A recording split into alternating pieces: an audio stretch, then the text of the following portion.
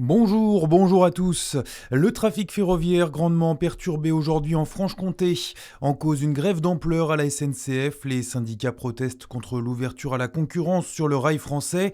Grève qui impacte un TGV sur 3 à l'échelle nationale et un intercité sur 2. Dans la région, 4 trains Mobigo sur 5 circuleront bien en Bourgogne, mais seulement 1 sur 2 en Franche-Comté. Plus précisément, seul un train sur 2 circule entre Besançon et la Chaux-de-Fonds et entre Dole et Pontarlier. Un tiers des trains entre Dijon et Besançon sont également annulés. Autre ligne très impactée, celle entre Dijon et Bourg-en-Bresse, un train sur 2 annulé. En revanche, pas d'impact sur les Mobigo entre Dijon et Nevers et sur les lignes Dijon-Lyon et Dijon-Paris. Un nouveau lynx relâché dans le Jura, le 5e depuis le début de l'année. Annonce de la préfecture, il a été relâché dans le canton de Moiran en montagne, quelques semaines après avoir été percuté par une voiture.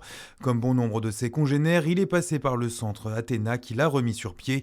Il a été équipé d'un collier GPS qui permettra de collecter des informations sur sa réadaptation. 32 emplois menacés à Dole. Communiqué de ce début de semaine, le groupe Villeroy et Boch annonce qu'il envisageait de fermer son entrepôt logistique du Jura.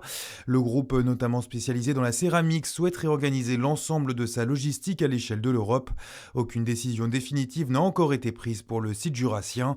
Si des postes sont supprimés, cela devrait arriver au 3e trimestre 2027.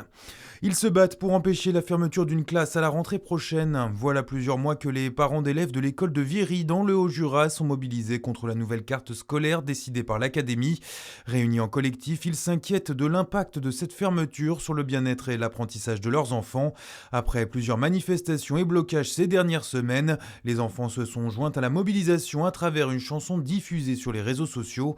Manière pour le collectif de donner la parole à ses enfants. Écoutez une membre du collectif qui a souhaité rester anonyme. Alors l'idée de la chanson, c'est bon, on a commencé par ça en fait parce qu'on s'est dit que c'était le combat des enfants et qu'en fait c'est un public qui peut pas forcément se faire entendre, c'est un public qui peut pas forcément se défendre quand il y a ce genre de décision.